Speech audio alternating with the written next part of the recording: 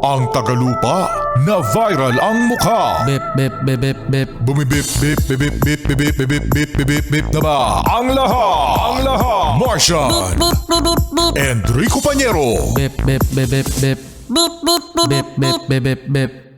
Bip, bip, bip, bip, bip.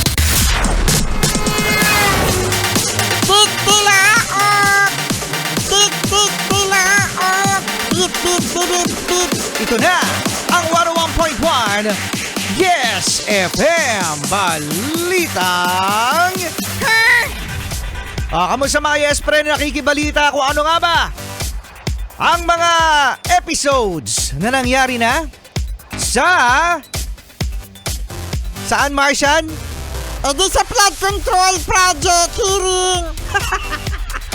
Ang dami nangyari mga Yes Friend, ano? Parang kulang yung programa natin para pag-usapan lahat. Pero ang isa sa mga pinaka-pumutok na balita mga Yes Friend kahapon ay ang pagre-resign na ng mambabatas Congressman Zaldico ng Ako Bicol Party List. Which is ngayon ko lang nare-realize mga Yes Friend. Ano kaya mga nararamdaman ng mga Bicolano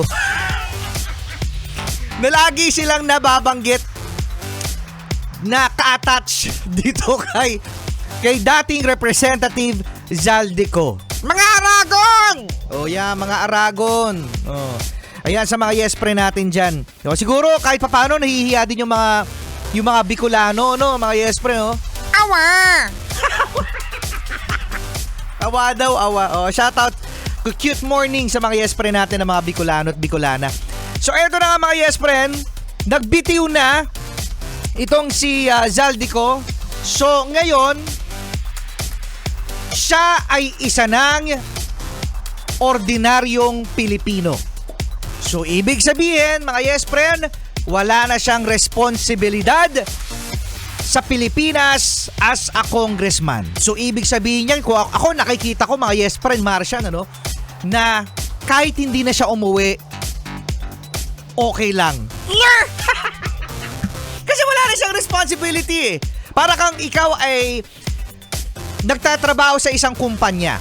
Magde-demand ang boss mo, Martian.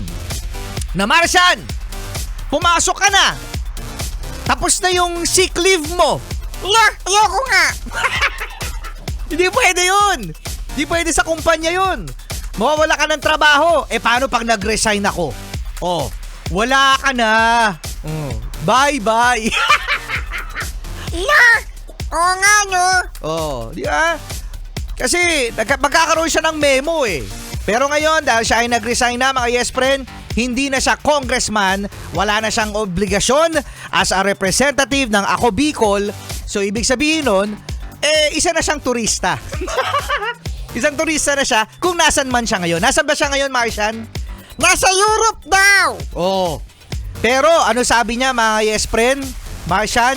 Nasa States. Nagpapagaling, nagpapacheck up. So, kaya ang DOJ, Department of Justice, mga Yes Friend, ay humingi na ng tulong sa Interpol, mga Yes Friend, no? Yung International Police Organization, kung saan humuli din di umano kay PRRD. Yan. So ito, challenge yan mga Yes Friend sa gobyerno kung gaano tayo kalakas sa Interpol. Kung gaano nila hinuli, no, si PRRD within 24 hours dito sa Pilipinas. Challenge sa gobyerno na sabihin sa Interpol na hulihin nyo yan. Ibalik nyo yan sa Pilipinas. Napagbigyan namin mga Interpol yung inyong request na si former President Rodrigo Duterte maibigay sa inyo. Kasi yun ang request, sabi ng BBM administration, no? Request yan ng Interpol, kailangan tayong makisama. So ngayon kailangan makisama ng Interpol para maibalik si Zaldico. Oh.